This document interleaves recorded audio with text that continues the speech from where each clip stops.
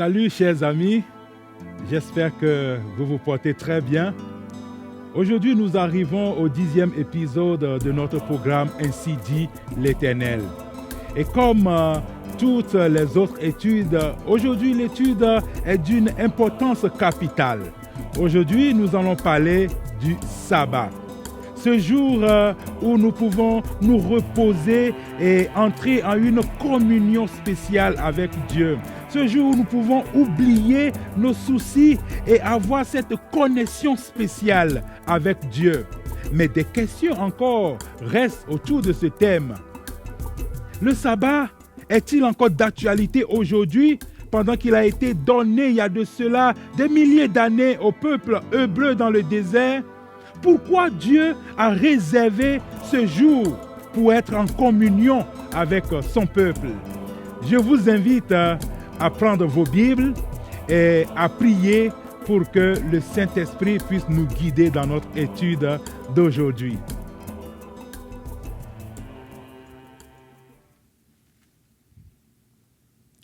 Nous sommes en prière. Éternel, notre Dieu et notre Roi, grande est notre joie de nous retrouver encore ensemble aujourd'hui autour de ta parole pour recevoir encore des vies que tu nous as réservées. Nous prions, Seigneur, pendant que nous commençons, que tu nous assistes par le biais de ton Esprit Saint, qui nous aide à comprendre cette vérité, à la mettre en pratique, que nous soyons davantage bénis par toi. Au nom de Jésus-Christ, nous te réclamons cette grâce.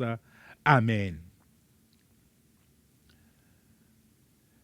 Avant de commencer, j'aimerais de tout mon cœur adresser un spécial remerciement à tous ceux qui, depuis le début, suivent chaque étude de notre émission Ainsi dit l'Éternel. J'aimerais vous encourager à regarder ce programme, à le regarder de nouveau, à le partager aussi avec vos amis. Mais surtout, ne vous limitez pas seulement qu'à le regardez votre Bible, ouvrez-la, lisez, étudiez les textes que nous étudions également ensemble ici. Et vous verrez que vous serez richement bénis. Que Dieu vous bénisse pendant que nous commençons cette nouvelle étude. Qui n'aime pas être béni? Qui n'aime pas être béni? J'espère que tout le monde aime être béni. Et la bonne nouvelle pour nous aujourd'hui, c'est que nous allons parler d'une des bénédictions que Dieu a créées et a données à l'être humain. Cette bénédiction, c'est le sabbat. Et nous ne pouvons pas commencer sans lire l'un des principaux versets de la Bible qui nous parle du sabbat. Alors je t'invite, mon frère, ma soeur, toi qui es en train de suivre l'émission, à prendre ta Bible, à l'ouvrir dans le livre de Exode 20, à partir du verset 8. Nous allons lire du verset 8 jusqu'au verset 11 et continuer notre étude. Exode 20, le verset 8 au verset 11.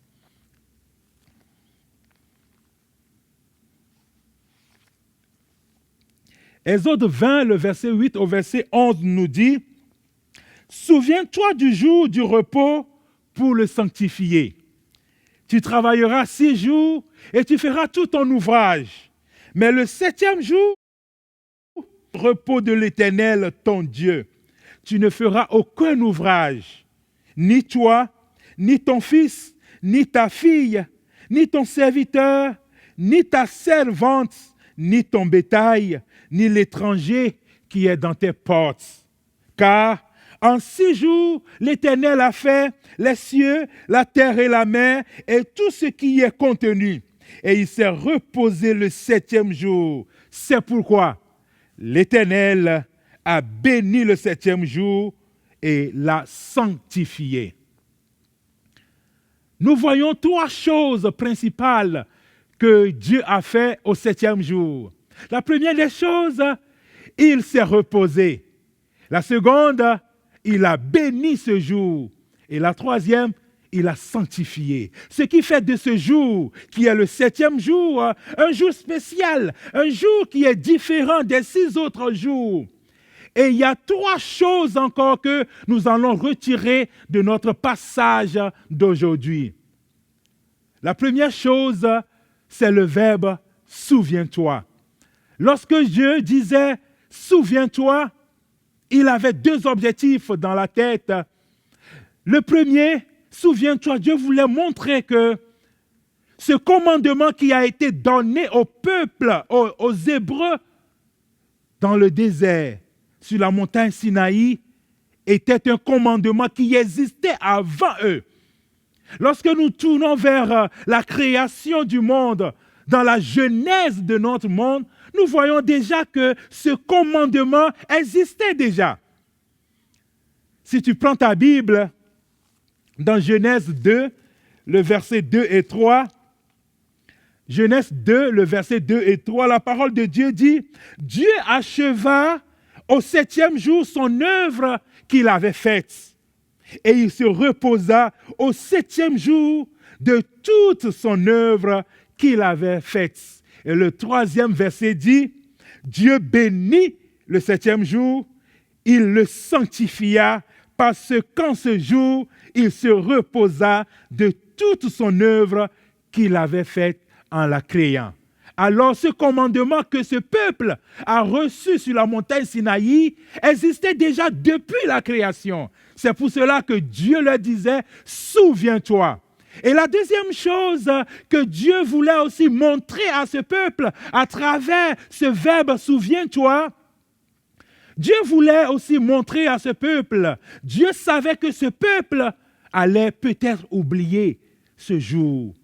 Et l'histoire nous dit que ce peuple, par sa désobéissance, a été emmené en captivité, en esclavage en Égypte. Et ce peuple a passé près de 400 ans, plus de 400 ans en esclavage en Égypte. Et lorsque le jour fixé par Dieu pour délivrer ce peuple est arrivé, Dieu a envoyé Moïse pour faire sortir ce peuple d'Égypte vers la terre promise Canaan.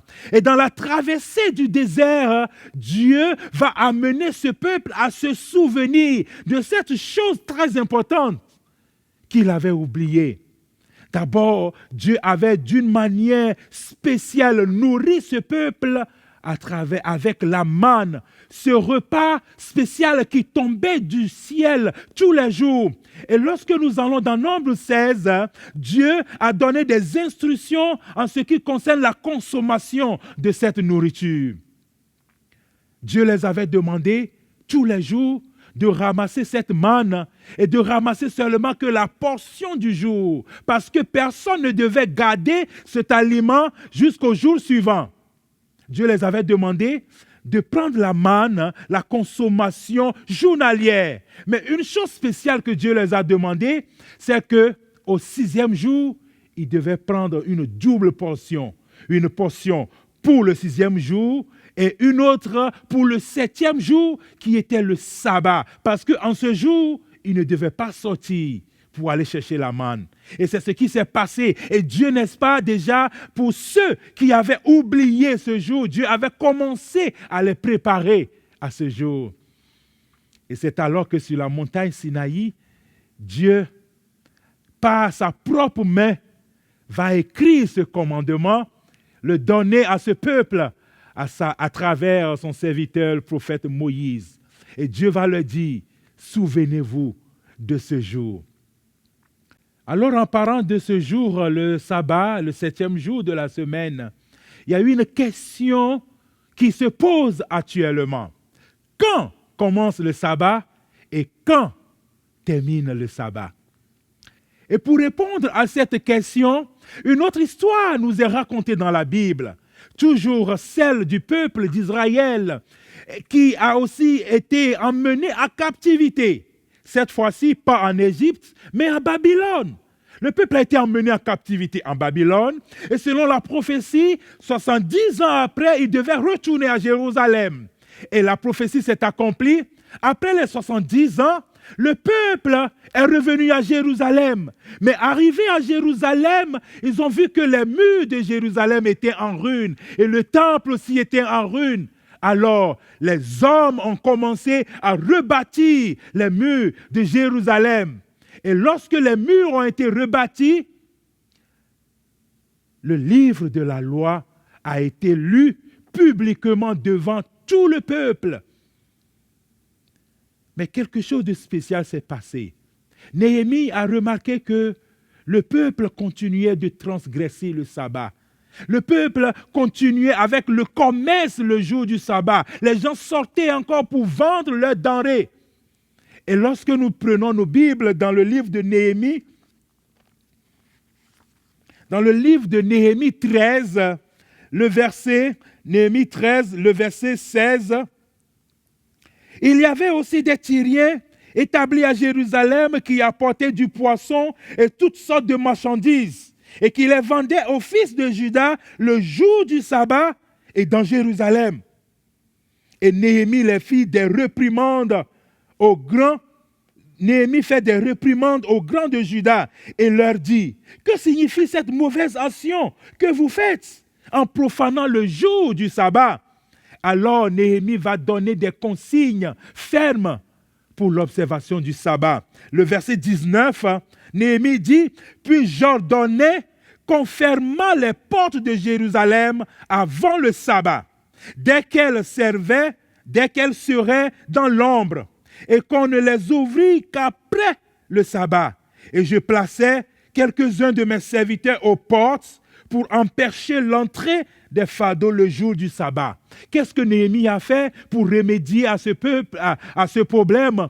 Il a demandé que les portes de Jérusalem soient fermées le soir du 6e jour, lorsque l'ombre commençait à venir, et que ces portes restent fermées tout au long du sabbat, et que ces portes ne s'ouvrent qu'après le sabbat. Alors nous trouvons ici quand commence le sabbat et quand termine le sabbat. Le sabbat commence le 6e jour au coucher du soleil et termine le 7e jour, le sabbat, au coucher du soleil. La troisième chose que nous faisons sortir du texte que nous avions lu au début de Exode 20, le verset 8 à 11, nous voyons que Dieu dit que nous ne devions pas travailler en ce jour. Il a dit: tu as 6 jours pour faire tout ton ouvrage, mais le 7e jour, c'est le jour du repos de l'Éternel, ton Dieu. En ce jour, tu ne feras aucun ouvrage, ni toi, ni ta fille, ni ton fils, ni ton bétail, ni ton serviteur, ni ta servante, ni même l'étranger qui est dans tes portes. Et Jésus a montré l'exemple de ce que c'est que le véritable sabbat. 3 choses principales que Jésus a faites de ce sabbat et qui nous laisse aujourd'hui comme exemple. Il s'est reposé. La Bible nous dit que selon sa coutume, tous les sabbats, il partait à la synagogue. Donc non seulement Jésus s'est reposé, Jésus adorait le Père le jour du sabbat. La première des choses du sabbat, il faut se reposer. La seconde des choses, il faut adorer Dieu. Et la troisième des choses, Jésus faisait le bien le jour du sabbat. Un jour, il s'est rendu au temple et là-bas dans le temple, il a vu un homme qui souffrait, n'est-ce pas, de la main sèche. Jésus a guéri cet homme et les Juifs qui étaient là ont accusé Jésus d'avoir transgressé le sabbat. Et Jésus va leur répondre que le sabbat a été fait pour l'homme et non l'homme pour le sabbat. Le jour du sabbat, il est permis de faire du bien. Alors nous retenons 3 choses spéciales pour le sabbat. La première des choses, nous nous reposons. Nous cessons toute activité. Nous nous débarrassons de nos problèmes, de nos soucis. Et la deuxième chose, nous adorons notre Dieu. Si nous pouvons aller à l'église adorer avec les membres, les frères, les sœurs, nous le faisons. Et la troisième chose, nous faisons du bien en ce jour. Nous témoignons la bonté de Dieu, peut-être en visitant les gens, peut-être en aidant ceux qui sont dans le besoin, peut-être en priant pour ceux qui ont des problèmes. Je suis sûr que nous aimons beaucoup notre famille. Chacun de nous aime sa famille et nous aimons passer du temps avec notre famille. Et Dieu également, qui aime cette créature tant spéciale que nous sommes les êtres humains, il a réservé aussi un jour spécial pour que d'une manière spéciale, il puisse entrer en communion avec nous. Et ce jour, c'est le sabbat, le 7e jour de la semaine, qui est le samedi. Dieu, en ce jour, d'une manière spéciale, visite son peuple. Et ce jour également, qui est le sabbat, est un signe entre Dieu et son peuple. Nous allons maintenant suivre une présentation musicale très spéciale encore du groupe Logos. Je vous invite à suivre ce groupe et nous revenons tout juste après la chanson. Unissons nos voix pour chanter l'amour, la grandeur de l'amour.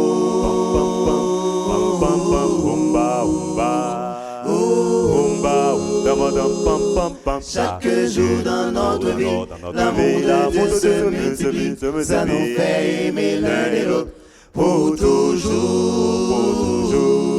Chaque jour dans notre vie, l'amour de Dieu se multiplie. Ça nous fait aimer l'un et l'autre pour toujours. L'amour de Jésus est si doux, il nous rend heureux chaque jour. Ce dont nous avons besoin chaque jour. Chaque jour, oh, oh. L'amour de Jésus est si doux, il nous rend heureux chaque jour. Ce dont nous avons besoin chaque jour. L'amour est un doux parfum. L'amour, il éveille un doux souvenir. C'est pourquoi nous devons nous unir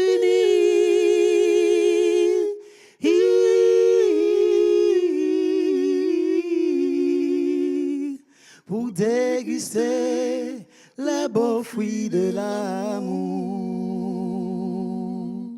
Unissons nos voix pour chanter l'amour, la grandeur de l'amour.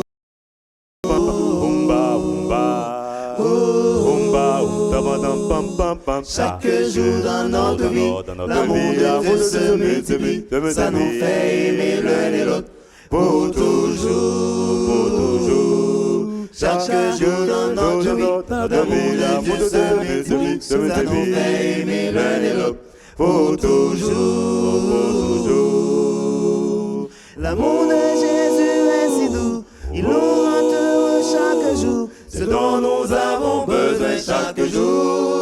Chaque jour, oh, oh. L'amour de Jésus est si doux, il nous rend heureux chaque jour. Ce dont nous avons besoin chaque jour. Nous avons besoin. Ce dont nous avons besoin chaque jour. Nous avons besoin. Ce dont nous avons besoin chaque jour. Chaque jour dans notre vie. Ce dont nous avons besoin chaque jour. Chaque jour, chaque jour, chaque jour.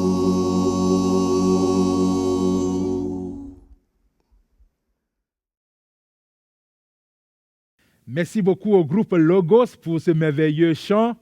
Alors, mon frère, ma soeur, toi qui nous suis en cet instant, après avoir écouté cette explication sur le sabbat, le jour du Seigneur, le 7e jour de la semaine, qui est le samedi, veux-tu aussi prendre cette décision pour commencer à partir d'aujourd'hui à faire la volonté de Dieu? Veux-tu aussi commencer à partir d'aujourd'hui à garder le sabbat, à adorer Dieu en ce saint jour et à faire du bien en ce jour? Je t'invite à te joindre à ces milliers, à ces millions de personnes de par le monde entier qui sont restées fidèles à la parole de Dieu, fidèles au 4e commandement.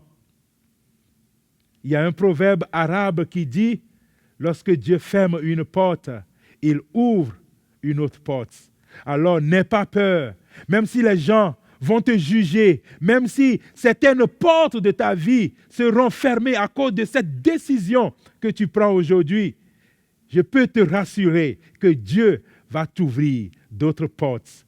Alors je vais t'inviter à fermer tes yeux et je vais faire une prière spéciale pour toi. Mais là où tu te trouves en cet instant, j'aimerais que tu fasses cette prière aussi dans ton cœur. Dis à Dieu, merci Seigneur pour cette vérité que tu m'as montrée aujourd'hui. Aide-moi à la mettre en pratique pour que tes bénédictions abondent dans ma vie. Je t'invite à prier.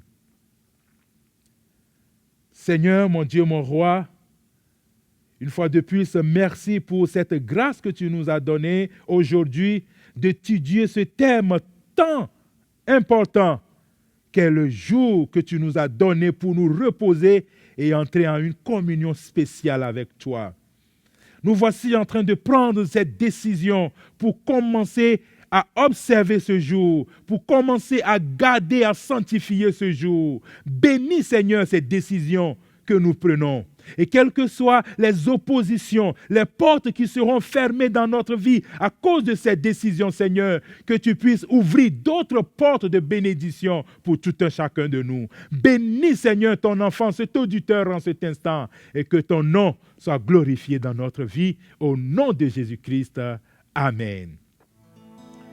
Et j'aimerais toujours vous lancer cet appel à continuer de nous assister sur les réseaux sociaux, sur Facebook et sur Instagram.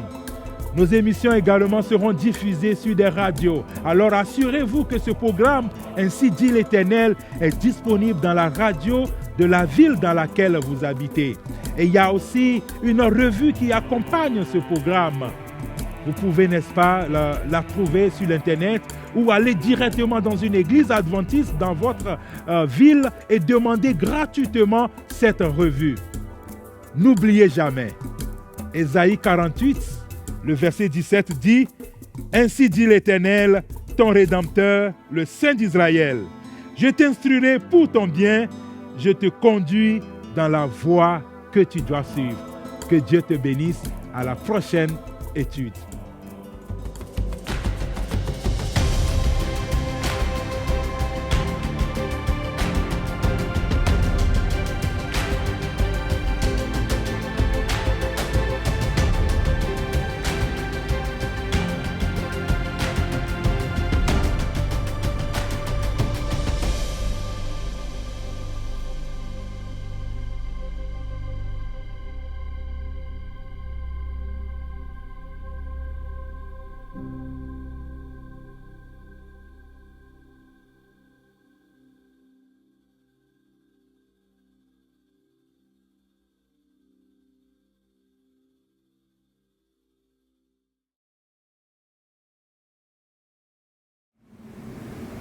Salut chers amis, nous sommes très contents de vous compter parmi nous dans le cadre de l'émission Ainsi dit l'Éternel. Aimez-vous cette émission? Souhaitez-vous en savoir plus sur l'église adventiste du 7e jour? Toutes nos églises sont des portes ouvertes pour vous recevoir. Maintenant, vous allez voir un peu plus de ce que l'église adventiste est en train de faire dans quelques pays de l'Afrique. Que Dieu vous bénisse.